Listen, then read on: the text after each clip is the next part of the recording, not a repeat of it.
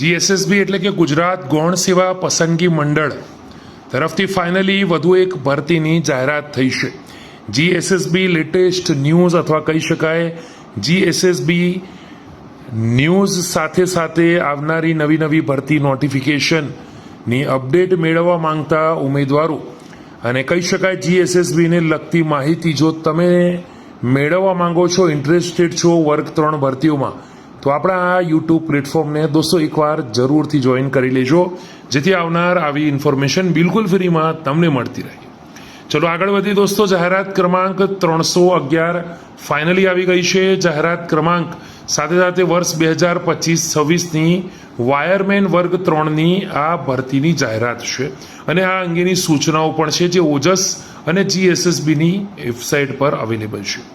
ગૌણ સેવા પસંદગી મંડળ ગાંધીનગર દ્વારા માર્ગ અને મકાન વિભાગના નિયંત્રણ હેઠળના ખાતાના વડા અધિક્ષક ઇજનેર શ્રી વિદ્યુત ગાંધીનગરની કચેરી હસ્તકની વાયરમેન વર્ગ 3ની કુલ 66 જગ્યાઓ સ્પર્ધાત્મક પરીક્ષા મારફતે સીધી ભરતીથી ભરવા માટેની પ્રક્રિયામાં પસંદગી યાદી તૈયાર કરવા માટે ઉમેદવારો પાસેથી ઓજસની વેબસાઇટ પર, તમને ખબર જ છે દોસ્તો, ઓજસની વેબસાઇટ ઉપર 11 જૂનથી બપોરના લગભગ કહી શકાય 2 વાગ્યાથી 25 જૂન સુધી રાત્રિના 12 વાગ્યા પહેલાં એટલે કે 15 દિવસ સુધી અરજી કરી શકાશે.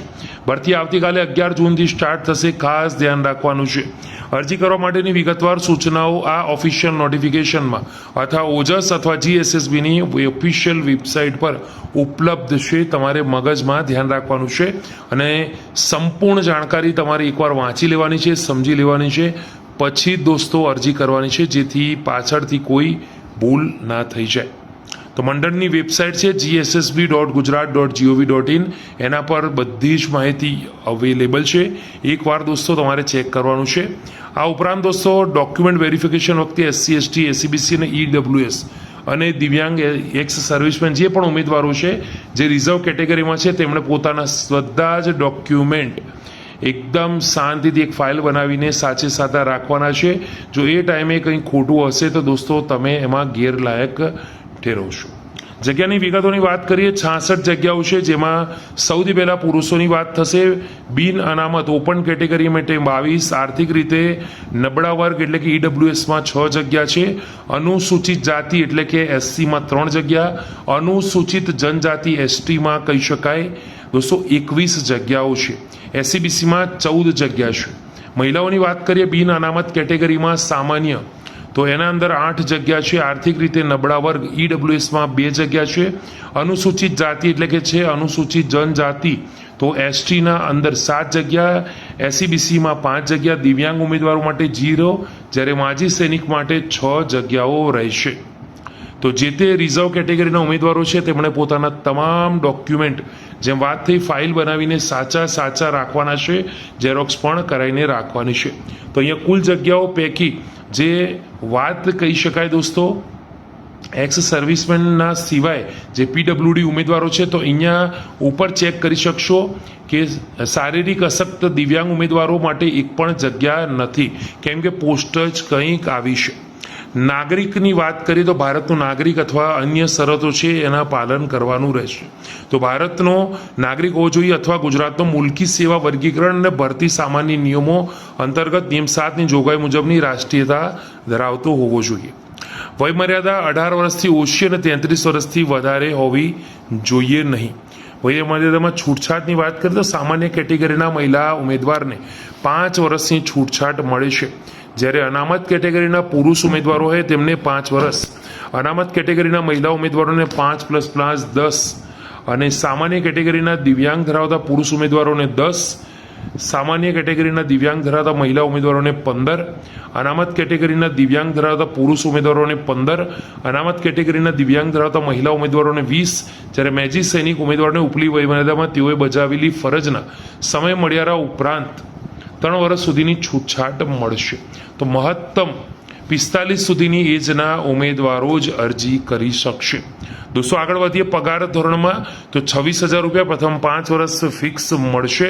એનું ખાસ ધ્યાન રાખવાનું છે. એના પછી કામ સંતોષકારક જણાય તો કાયમી નોકરી આપી અને દોસ્તો 19,900થી 63,200નું જે લેવલ 2 છે એમાં 7મા પગાર પંચમાં સમાવેશ કરવામાં આવશે. લાયકાતની વાત કરીએ તો minimum 2 years certificate course of wireman electrical તો ઇલેક્ટ્રિશિયન અથવા વાયરમેનનો 2 વર્ષનો મિનિમમ કોર્સ કરેલો હોવો જરૂરી છે. Possess the basic knowledge computer application અથવા તો કોમ્પ્યુટરનું બેઝિક નોલેજ હોવું જોઈએ. હિન્દી અને ગુજરાતી ભાષાનું પૂરતું જ્ઞાન હોવું જરૂરી છે. તો ઉપર સંપૂર્ણ નોંધ આપેલી છે દોસ્તો, એ તમારે ધ્યાનથી એકવાર વાંચી લેવાની છે. અનુસૂચિત જાતિ અનુસૂચિત જનજાતિ એટલે કે SC ST SCBC પછાત વર્ગના ઉમેદવારો એટલે કે EWS આર્થિક રીતે નબળા વર્ગ ઉમેદવારો જેટલા પણ ઉમેદવારો છે એવા તમામ ઉમેદવારોએ પોતાના ડોક્યુમેન્ટેશન પર ખાસ ધ્યાન રાખવાનું છે. દિવ્યાંગ ઉમેદવારોની એક પણ જગ્યા નથી, એ પણ તમારે મગજમાં રાખવાનું રહેશે. દોસ્તો હવે આપણે આગળ વાત કરીશું વિધવા ઉમેદવારો. તો ઉમેદવાર વિધવા હોય તો અરજી પત્રકમાં તે કોલમ સામે હા અવશ્ય લખવું, અન્યથા લાગુ પડતું નથી એમ દર્શાવવું. તો એ પણ તમારે ખાસ ધ્યાન રાખવાનું છે. તો MCQ computer base response test CBRT પરીક્ષામાં મેળવેલ કુલ ગુણ નોર્મલાઇઝ ગુણના મેરિટના આધારે મેળવેલ કુલ ગુણના 5% ગુણ ઉમેરી આપવામાં આવશે. એ તમારે ધ્યાન રાખવાનું છે વિધવા ઉમેદવારો માટે. માન્ય રમતગમતમાં વધારાના ગુણ મેળવવા માટેની લાયકાત છે એ પણ તમારે 5% ગુણ ઉમેરી આપવામાં આવશે. એ તમારે ધ્યાનમાં રાખવાનું છે. લાયકાત વયમર્યાદા અન્ય લાયકાત માટે નિર્ધારિત તારીખ 25 જૂન રાખવામાં આવી છે. કોમ્પ્યુટરનું જાણકારી હોવી એ વાત કરી એ પ્રમાણે ખૂબ જરૂરી છે. અરજી દોસ્તો કઈ રીતથી કરી શકાય? સિમ્પલ છે, ઇઝી છે. 11 જૂનથી 25 જૂન સુધી અરજી કરી શકાશે અને એ પણ ફક્ત અને ફક્ત ઓફિશિયલ વેબસાઇટ ojas.gujarat.gov.in. દોસ્તો ધ્યાન રાખવાનું છે ખાસ. હવે અરજી કરવા માટે ઓજસ એના પછી ઓનલાઈન એપ્લિકેશનમાં એપ્લાય ક્લિક કરવાનું છે. GSSB સિલેક્ટ કરવાનું છે. જાહેરાત ક્રમાંક 311 સિલેક્ટ કરવાનું છે. વર્ગ 3ની આ ભરતી ક્લિક કરી એપ્લાય પર ક્લિક કરવાનું છે. મોર ડિટેલ પર ક્લિક કરવાથી વિગતવાર જાહેરાત આજે આપણે સામે જોઈ શકો છો તેવી આવી જશે. પર્સનલ ડિટેલ ભર્યા બાદ એજ્યુકેશન ડિટેલ એશ્યોરન્સ એટલે કે બાંહેધરીમાં દર્શાવેલ શરતો સ્વીકારવા માટે યસ સિલેક્ટ કરી સેવ પર ક્લિક કરવાનું છે. સેવ પર ક્લિક કરવાથી એપ્લિકેશન નંબર જનરેટ થશે, તે ઉમેદવારો સાચવીને રાખવાનું છે. અપલોડ ફોટોગ્રાફ પર ક્લિક કરો. અહીં તમારો એપ્લિકેશન નંબર ટાઈપ કરવાનું છે, બર્થ ડેટ ટાઈપ કરવાનું. ઓકે પર ક્લિક કર્યા પછી ફોટો અને સિગ્નેચર અપલોડ કરવાનું છે. ફોટોનું માપ 5 સેન્ટીમીટર, ઊંચાઈ 3.6 સેન્ટીમીટર પહોળાઈ અને સિગ્નેચરનું માપ 2.5 સેન્ટીમીટર ઊંચાઈ અને 7.5 સેન્ટીમીટરની પહોળાઈ રાખવી અને એની સાઈઝ 15 kpથી વધારે હોવી જોઈએ નહીં. દોસ્તો આ તમારે ખાસ ધ્યાન રાખવાનું છે. અને અરજી કરવાની છેલ્લી તારીખથી 1 વર્ષ જૂનો પણ ફોટો જે તમારું છે એ હોવું જોઈએ નહીં, વ્હાઇટ બેકગ્રાઉન્ડવાળું હોવું જોઈએ. એ તમારે ધ્યાન રાખવાનું રહેશે. પ્રિન્ટ એપ્લિકેશન પર ક્લિક કરવાથી અહીંયા સિલેક્ટ જોબમાંથી જાહેરાત ક્રમાંક સિલેક્ટ કરીને પ્રિન્ટ એપ્લિકેશન તમે કરી શકો છો. પરીક્ષા ફીની દોસ્તો વાત કરીએ તો બિન અનામત ઉમેદવારો 500 રૂપિયા ફી, જ્યારે તમામ કેટેગરીના મહિલા અને અન્ય કેટેગરીના જે પુરુષ ઉમેદવારો પર તેમને 400 રૂપિયા ફી.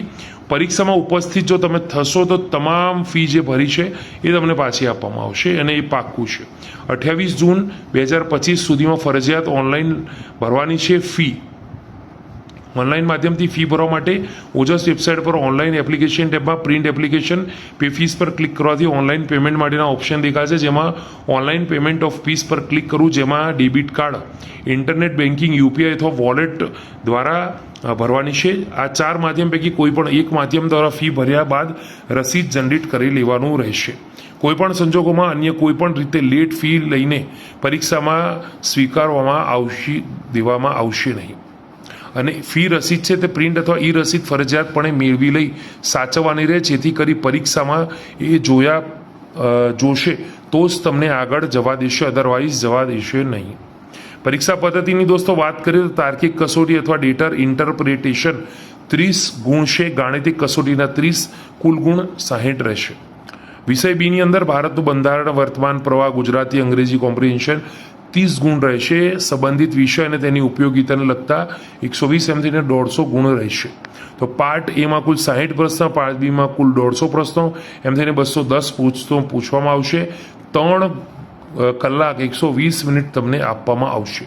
પરીક્ષાનું આયોજન પણ દોસ્તો મંડળ દ્વારા ધ્યાનમાં રાખીને કરવામાં આવશે. તો આ છે વિગતવાર ઇન્ફોર્મેશન. વિડીયોને એકવાર ફરજિયાત દોસ્તો લાગુ કરજો, બીજા સુધી શેર કરજો.